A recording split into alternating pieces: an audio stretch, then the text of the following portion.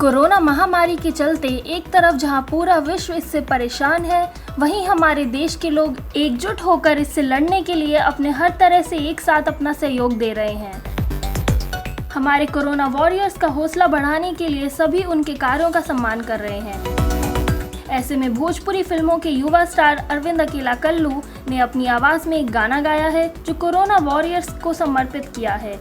इस गाने के माध्यम से कल्लू ने देश भर में कोरोना से लड़ रहे वॉरियर्स के सम्मान में इस गाने को गाया है।